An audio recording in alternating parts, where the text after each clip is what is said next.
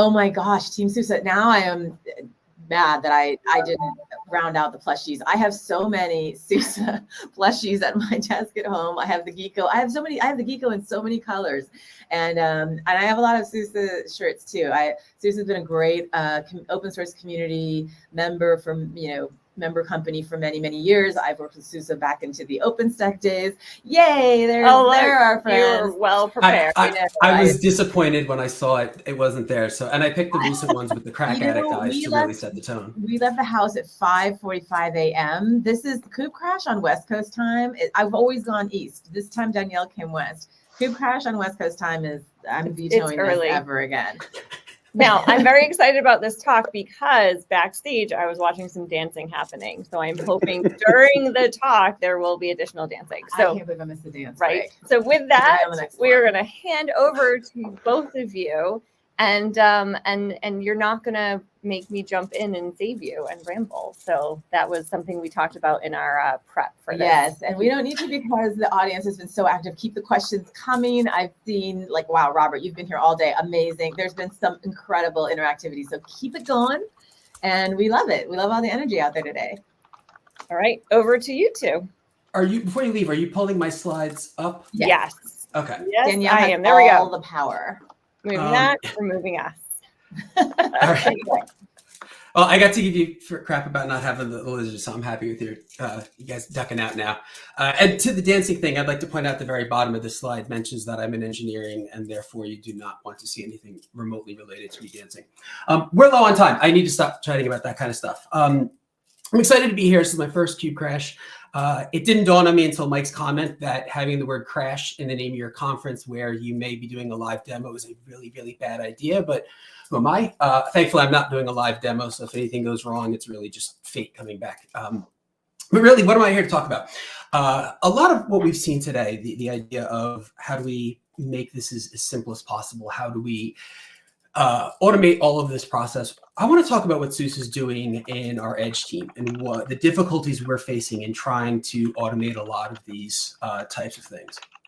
So first, quick introduction about myself. My name is Jason Dobies. I'm a director of engineering at SUSE. I've been involved with Kubernetes and cloud native world for probably about 8-9 years now. And then further back than that, I've done over 20 years working in open source companies and just working with open source software. Generally a gigantic nerd, in case you couldn't tell that, which is kind of one of the reasons why I'm here.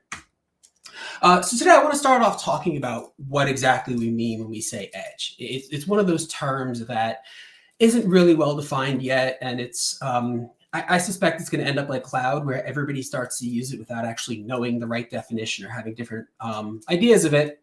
And then I want to tell you some of the struggles that we have bumped into and what we have come up with as a solution.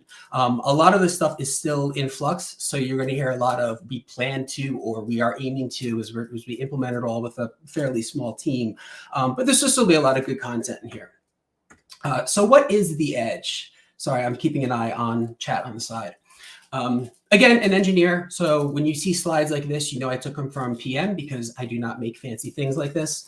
But I do like the kind of hook it gives me to talk about what the edge is. And it's basically the easiest way is anything outside of the data center. We've broken that down into 3 different types of concepts.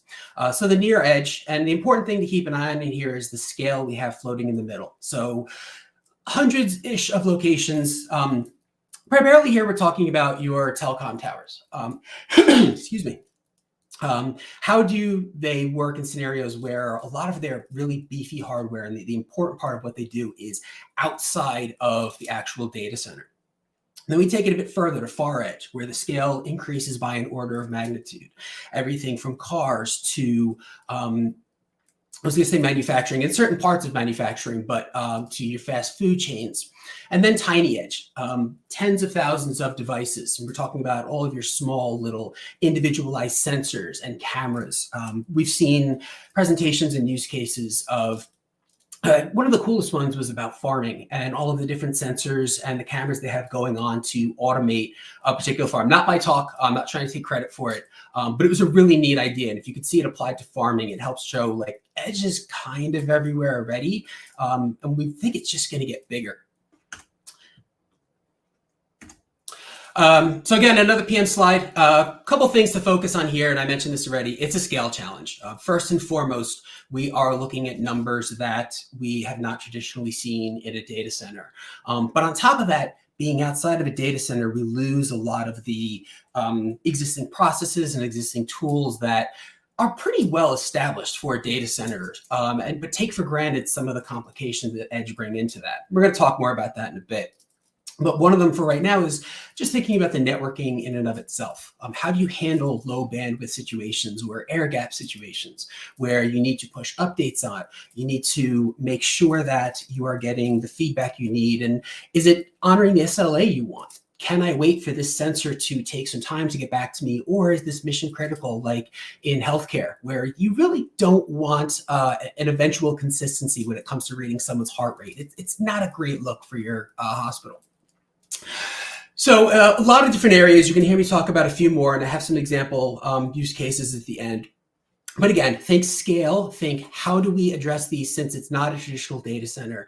These are not your normal rack nodes that we know how to answer in the past. There's no real incumbent here. We don't really have a great way of doing a lot of this stuff. I want to talk about 3 different types of options for getting new provisioning new hardware and new nodes out in the wild. On the left, we have direct node provisioning. There's network, excuse me. The idea there is I have a BMC and some credentials for some bare metal hardware.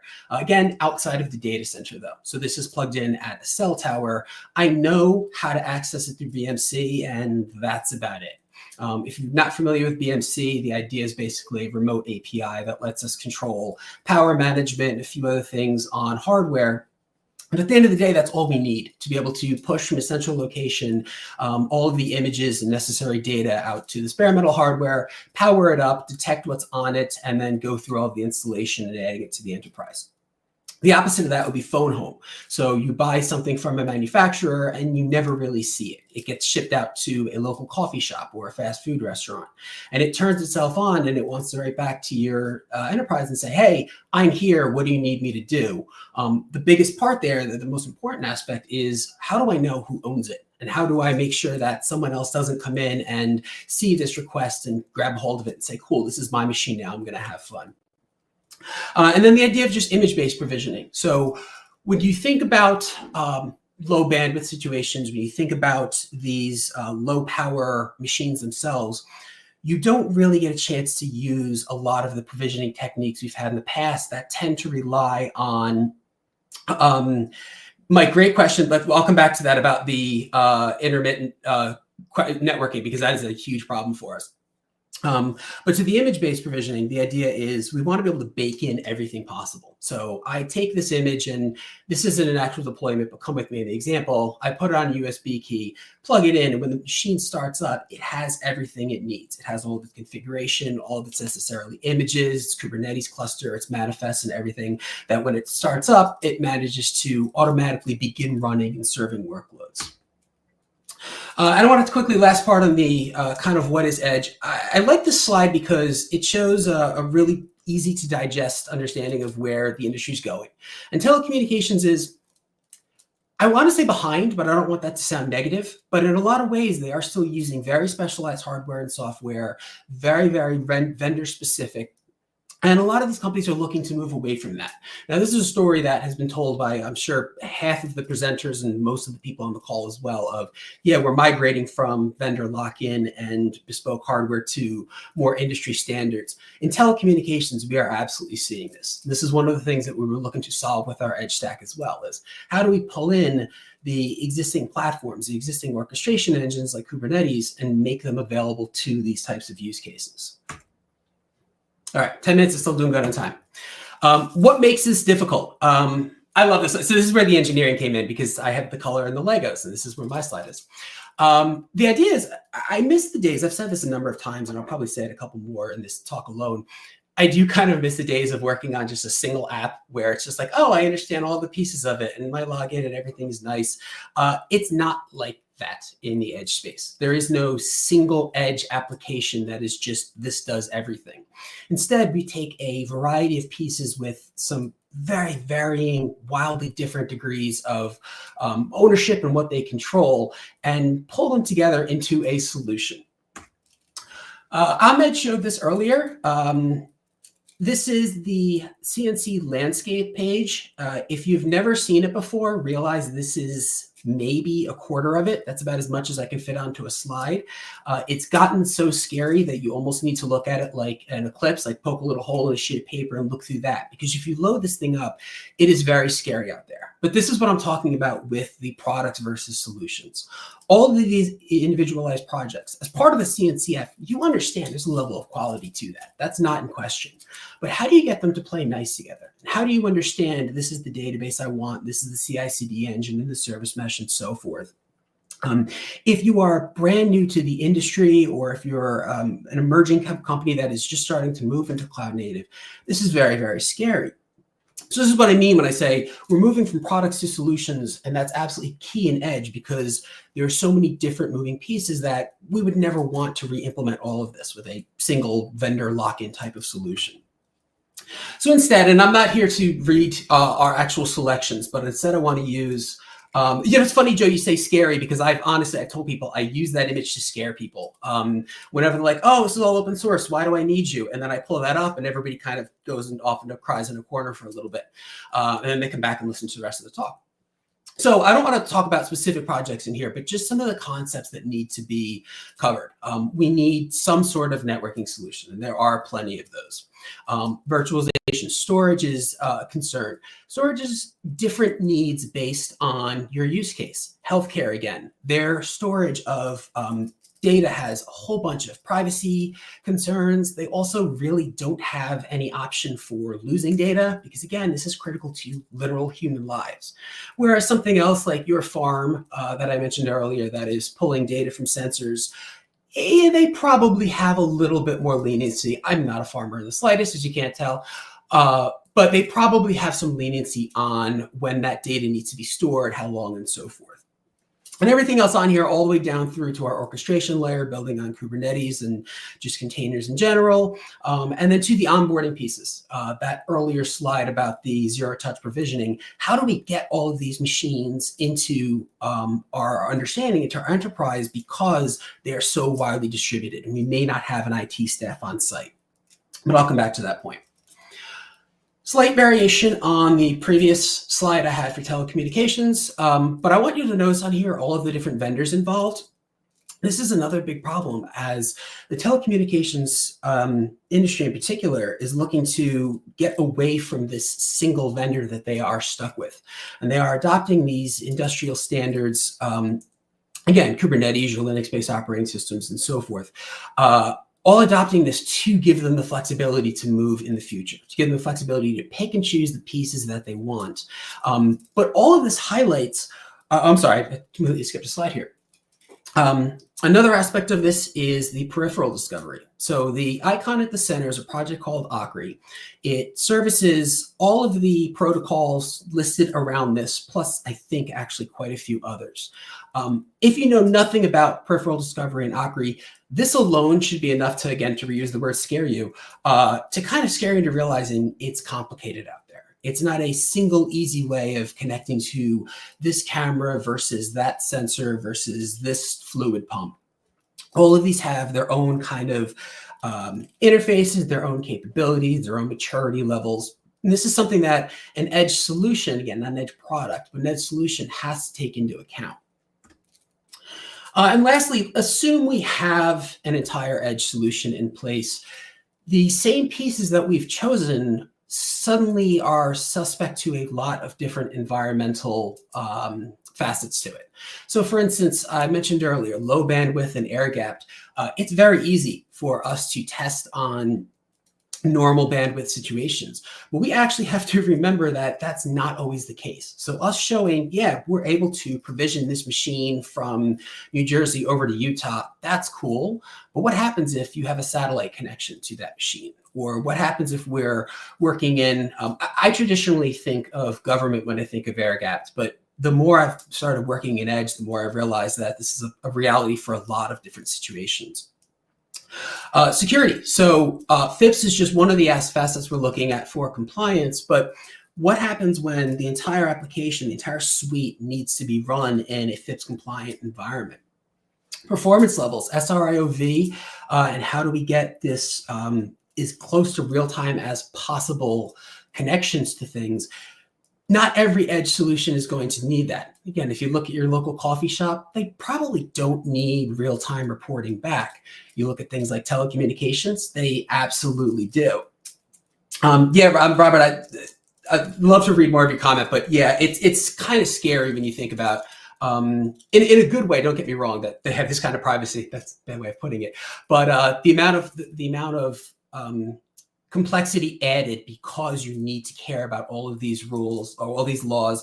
GDPR, I'm glad you mentioned it because I meant to include it in this. That complicates everything, again, in a very good way. But it's things that we used to take for granted, or you can take for granted if you're working internally just within your own organization. But how do we design a product and make sure it's going to function with all of these different types of environmental factors, all of these different things that take the product and say, okay, this is great, and we're going to need to squeeze it to a slightly different direction. Yeah, right. I should have mentioned that too. I did say it's very easy to test on normal bandwidth. It is absolutely possible to simulate on low bandwidth and air gapped. In fact, we do our testing on that. But you brought me back to my actual point. We have to actively do it. And it's very easy to look at a traditional CI system and say, okay, cool, this provisions the machine, it's good to go. What we're trying to take into account is all of these extra environment variables, all of this extra complexity. How do we make sure we're testing all of it? And the simple answer is we're not testing all of it because that is an enormous undertaking.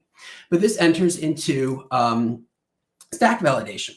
So we had the idea of taking very specific verticals, almost very specific use cases. And those are the ones that we are going to make sure have their own little section of CI that tests that particular configuration. Now, the first question anyone's going to ask is, okay, how is this different from CI? And I'll be honest, they're not completely different. So if you're thinking like, oh, this sounds like a CI/CD system, you're in the right ballpark. Whereas CD, this is a very simplified version of it. I have no idea how well the slide is going to play. I made this. I'm not a slides guy. I'm a code guy. But the idea is on the left. CI/CD is you traditionally have a product or a project, and you're doing your CI on it. All of those on the landscape CNCF slide, they have their own CI/CD systems. They wouldn't have survived incubation without it.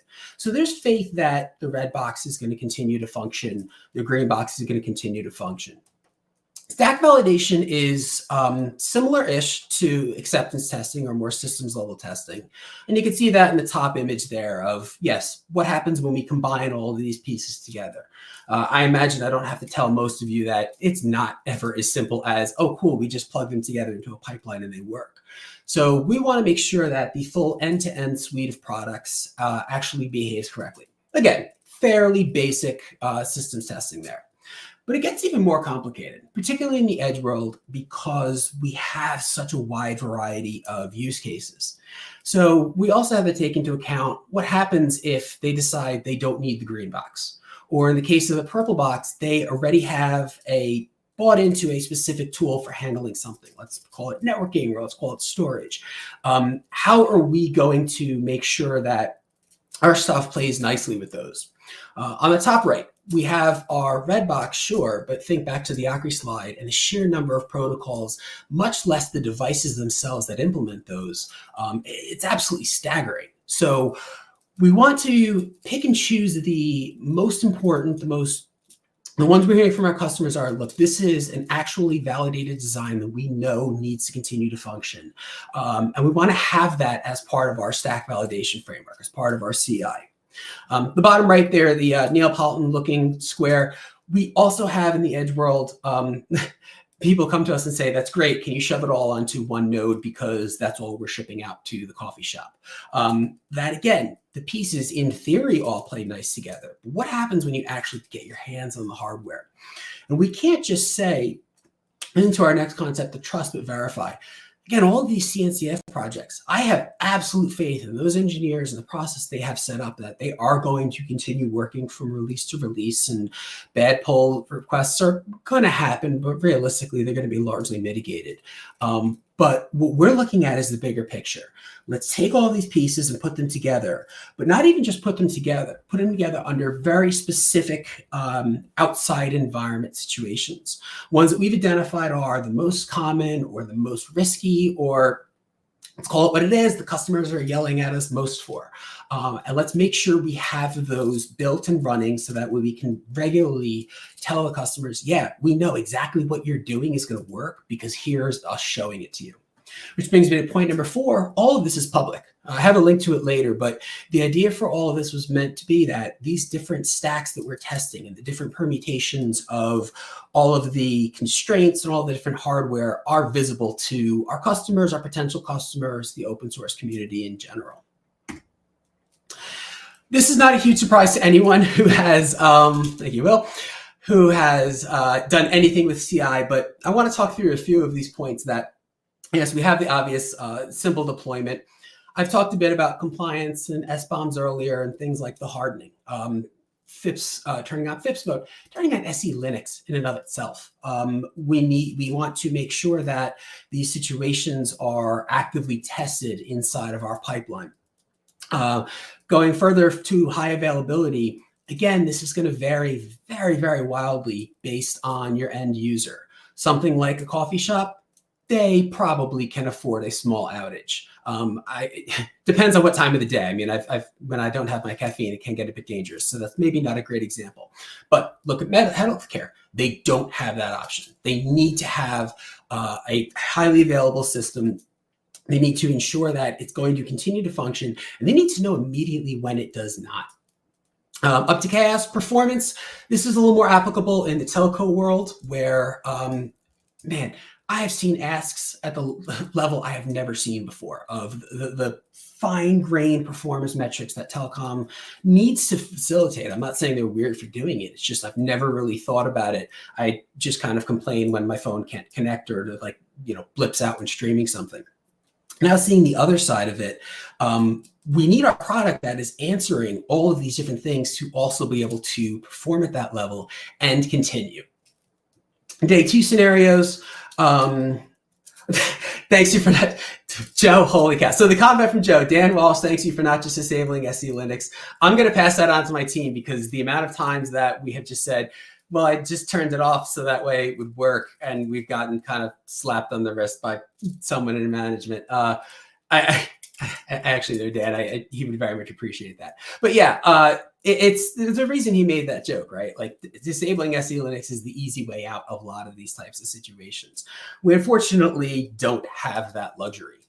So we need to be able to understand, hey, the application for people who are going to care about it is going to be able to need to conform to FIPS compliance. All of that really boils down to day 1 types of scenarios. Once we get into day 2, it is an entirely different story, which is even more difficult. You start factoring in, how do we do a massive upgrade when we have low bandwidth or when we have an air gap situation? How do we handle these situations where we don't have an IT staff on site? Back to my coffee shop, I keep saying, they likely don't have somewhat trained IT staff on site that is there to maintain these systems. As the IT organizer for that company, you want to be able to know from a central location, like, yeah, I can fix this for them. I can push out these updates. I can make sure the security vulnerability is patched without having to find someone on site that has the expertise to do it. I include this. This is the closest thing I have to a demo because unlike Flynn, I'm a coward. But all of this is live on the URL down below. And this is our first pass at it. The idea of how we're going to visualize these situations for our customers, for the open source communities. On the right side, the big thing I want to point out there, because this is not unlike any other UI you've ever seen for a CI system, but the scale of the amount of parameters, I tried to capture it on the right there. You can see all the different files, and I promise you that list goes on and on and on. Being able to view them, being able to understand, okay, these are all of the different configurations that apply to my management cluster, that apply to my downstream clusters, that apply to the nodes and devices they use. All of that becomes very, very relevant to be pulled up to a high level and visualized for the people viewing this to not just assume, yeah, this works. Totally a coward. I've done live demos before. I just didn't sacrifice anything today. How do we pull this stuff up and make it obvious that this is what makes this environment different from another? So I'm actually doing quite good on time.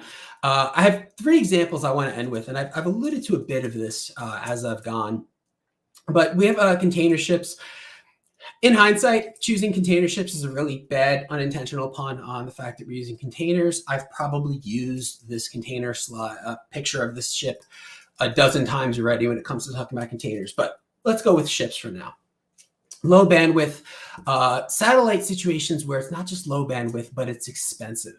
And to the earlier question from a bit ago, unreliable networks. We need to be able to debug these and troubleshoot these situations at sea when we don't necessarily have a very reliable, very high bandwidth situation there. Worst case scenario is that the ship has to come back to port to get something debugged. That is never going to be a good look for the IT department, for the products involved in it.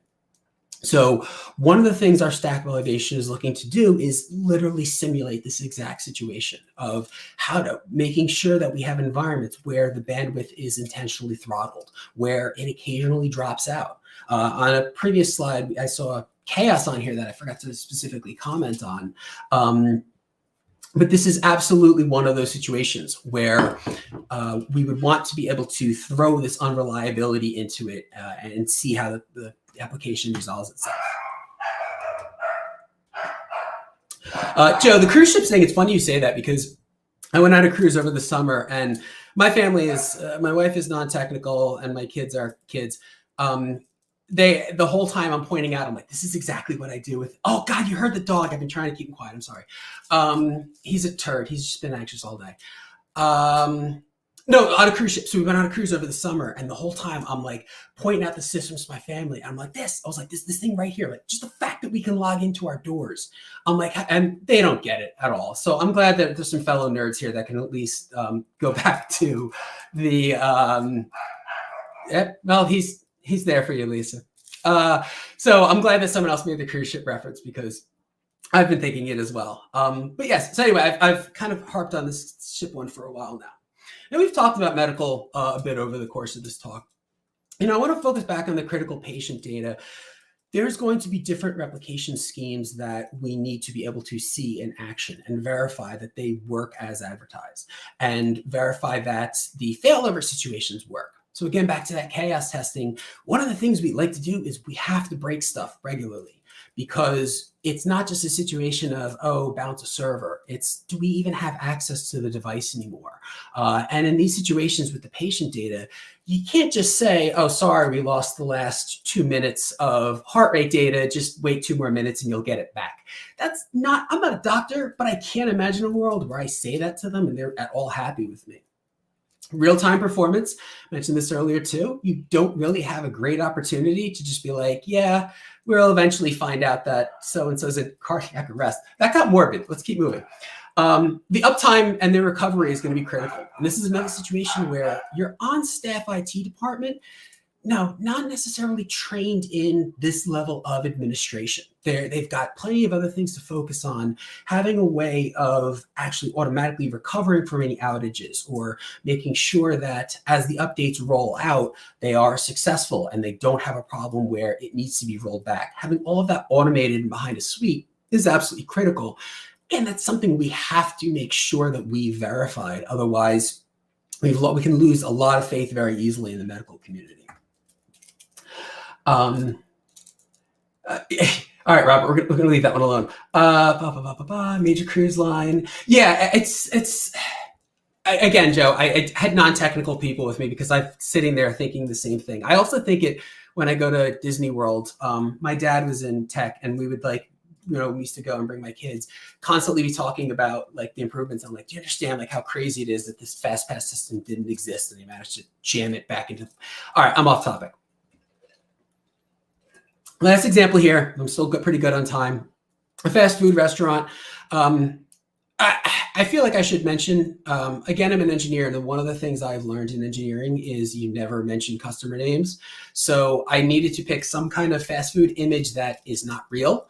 If for some reason Breaking Bad has spawned off I'm not going to brutalize you with my Spanish, their chicken fast food restaurant into real life, I am not in any way saying SUSE is a customer of them or they are a customer of us. I needed something fake. And it was very, very difficult to find a fake fast food restaurant. Important things here. The employees are not necessarily going to be technical.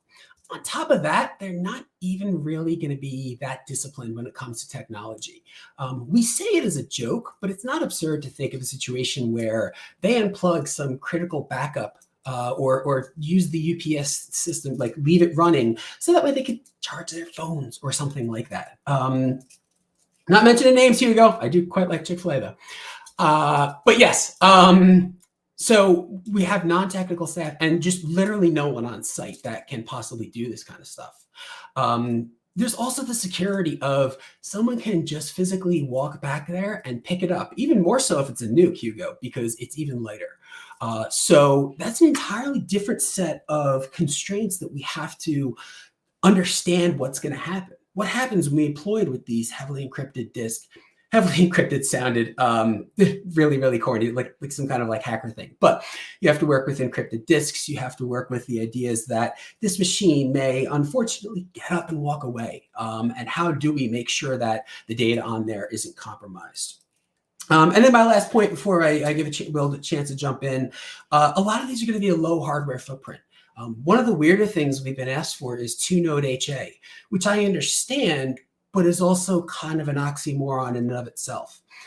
So it's great when we can throw things at our lab and see, oh, cool, this runs. Watch, I'm going to press a button and spin up 12 VMs and watch a whole running environment all on a single VLAN. But what happens when we're looking at low commodity hardware, or we try to shove everything on a single node and we need to understand how all of the processes and activities that worked when we were distributed suddenly work potentially different.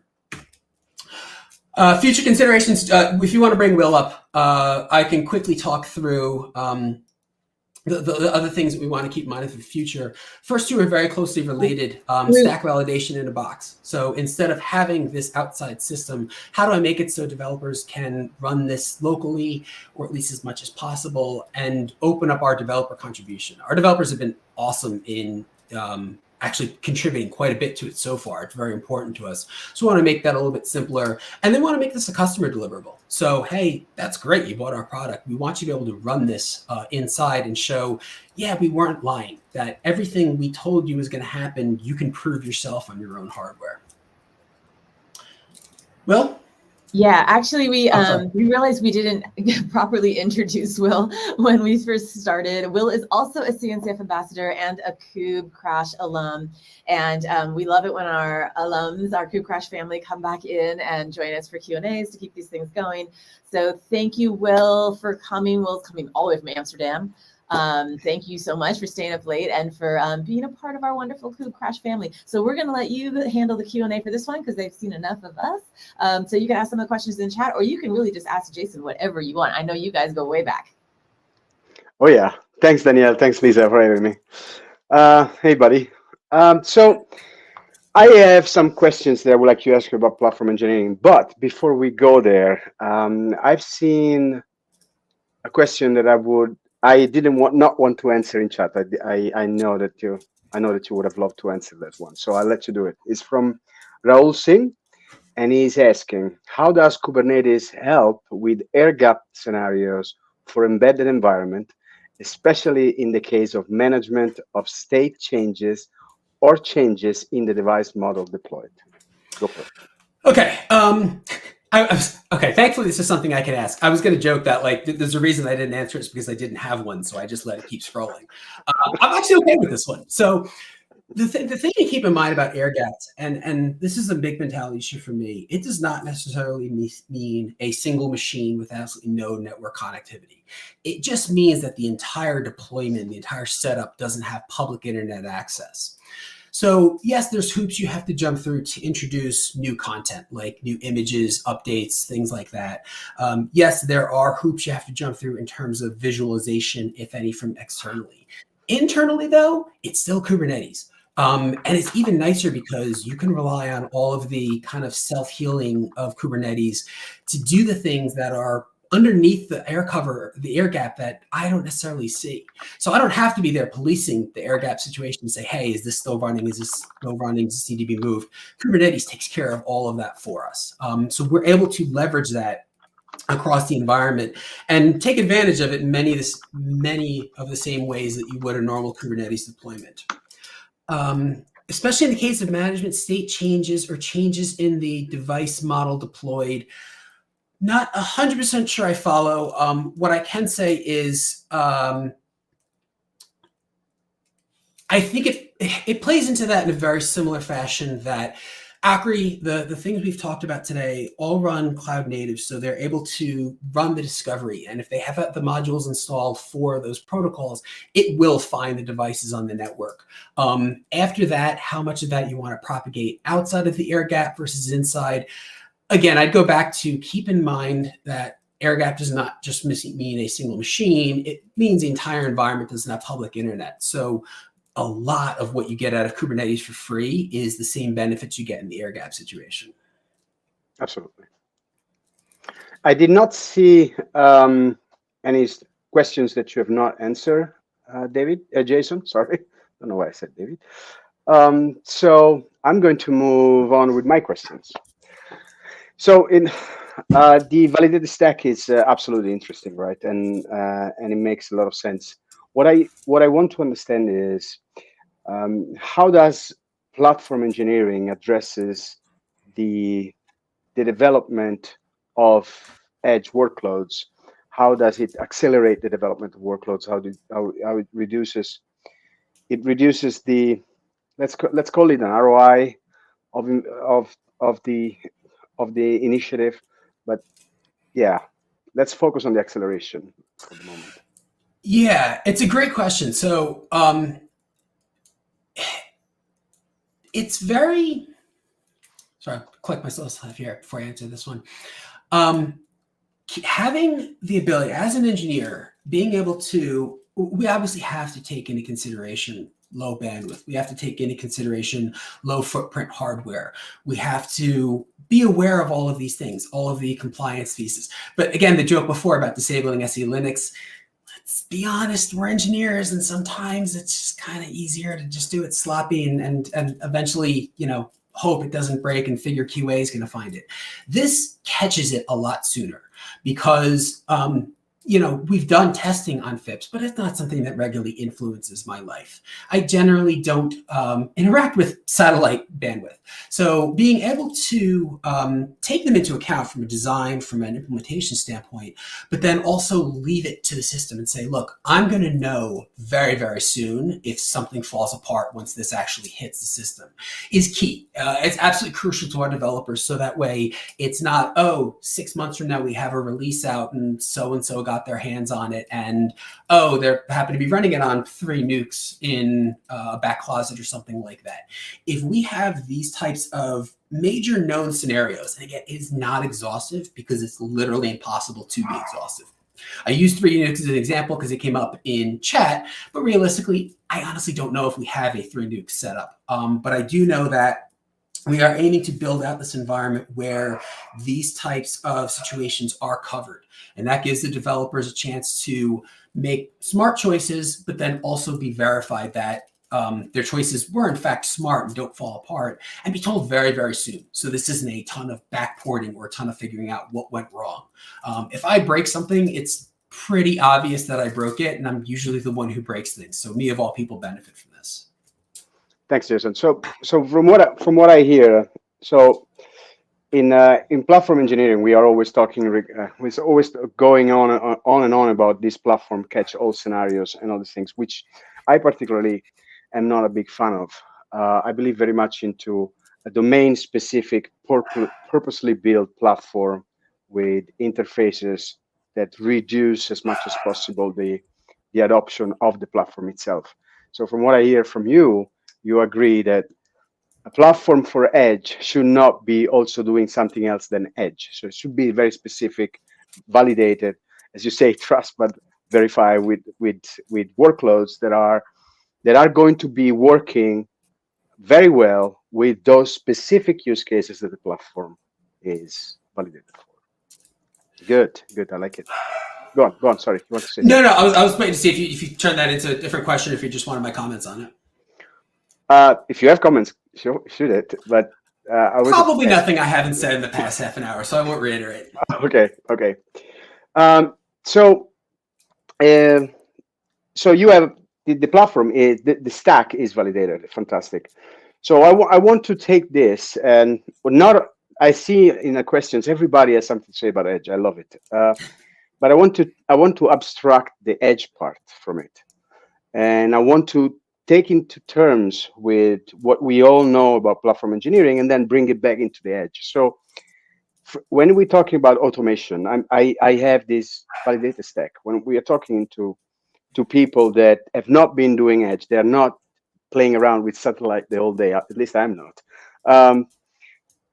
How do we ship software? How do we use those practices that we know from platform engineering, like with all those GitHubs and CI/CD, all those nice things that we do for automation?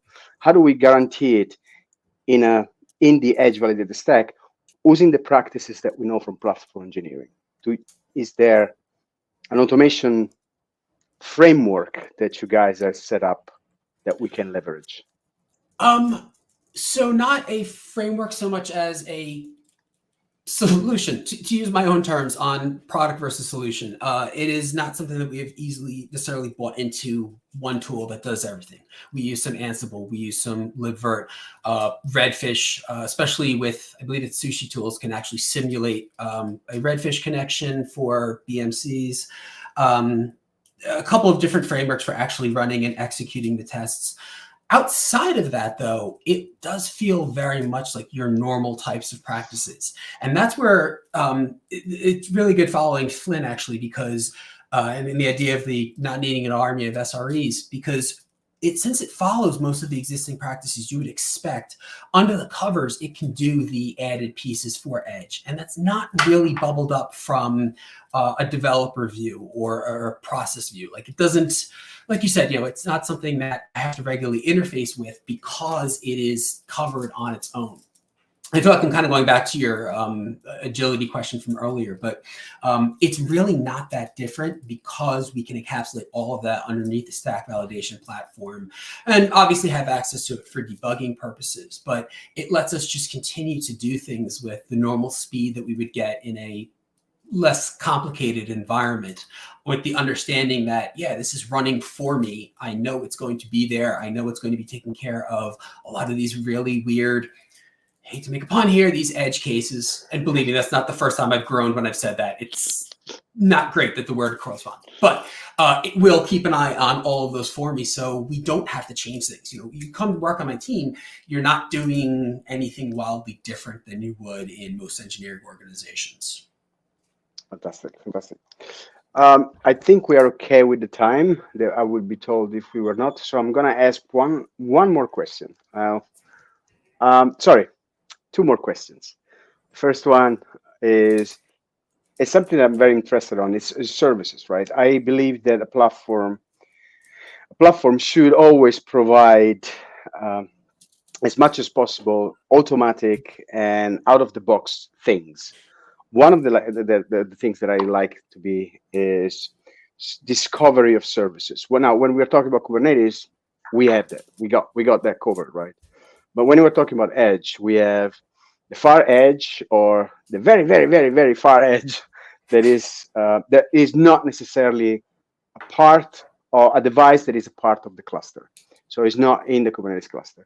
but I still have to treat those services deployed in that device as I want to as part of the cluster. So in this validated stack, my question is, do you have a plan or an idea of to do this automatic discovery of services at the edge outside of the control plane of Kubernetes?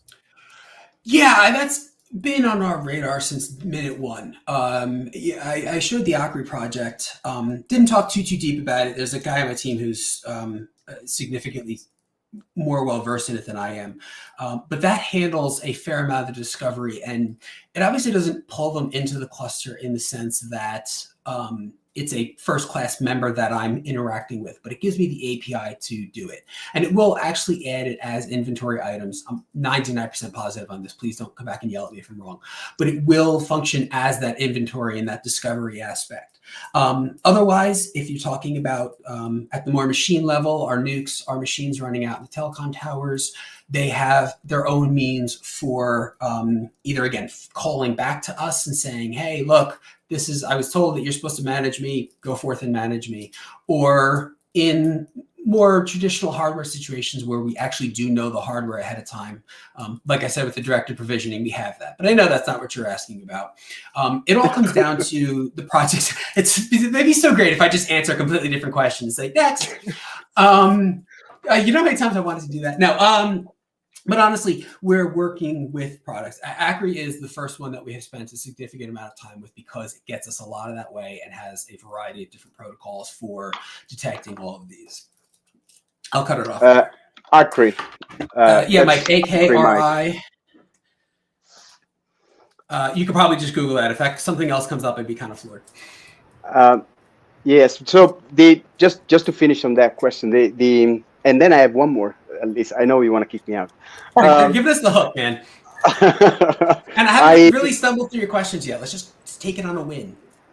Take it on a win? Okay. I was very much interested in the service mesh aspect of the edge, not specifically for telco, but thinking of things like Linkerd, right? That we can add workloads from the edge, not necessarily being within the cluster. So we can get those services in the Kubernetes cluster, but they're not part of the Kubernetes cluster. So I'm interested. And now really my last question, which is, I know, Jason, from a little bird, that you are among a group of very nice guys that have been writing a book. I want to know when that book is out.